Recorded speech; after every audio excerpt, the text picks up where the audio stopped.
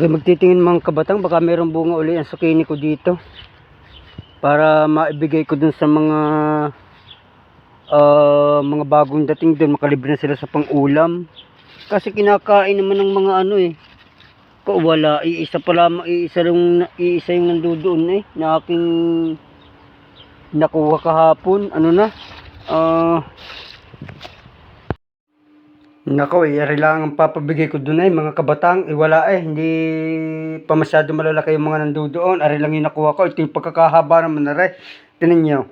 Isa. Dalawa. Halos dalawat kalahating dangkal aray. Ay anong aray. O, tinan nyo. Abay, aray, ano na rin. Naayos na rin aray. Isang pang-ulam. Kaysa bibili pa, sayang pa rin ang pambili dahil bago pa lang sila, wala pa naman silang kita. Siyempre habang nandiyan sila, wala silang may gisa na kung libre ng kanilang kumpanya, kanilang pagkain ay hindi naman, kaya mas mabuti na may garni kahit papaano ay meron silang mauutay. Dadalhin ko doon maya maya. Ito na mga kabatang, dadalhin na namin doon. Tapos meron din kaming dala dito na ukay-ukay para sa pamimilian nila. Tingnan nyo, yan, yung mga damit na yan, no? Mga ukay-ukay yan. Pero magaganda yan, magaganda pong mga damit. Bahala na silang mamili doon. Para ayos na itong pansuot nila. Pero mga bago pa yan, mga bago pa yung mga damit na yan, mga original pa. Dadalhin namin doon, halos isang plastic uli, oh. Dadalhin namin doon. Kung ano magustuhan nila, kunin nila.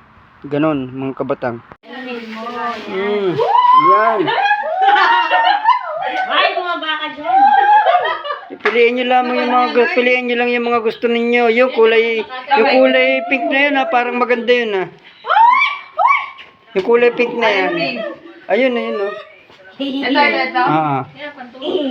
Ayan, no. Pang malalaki yan katawan. Uy. Tingin lang ka. Ito. Masali din to? Sa'yo na yan.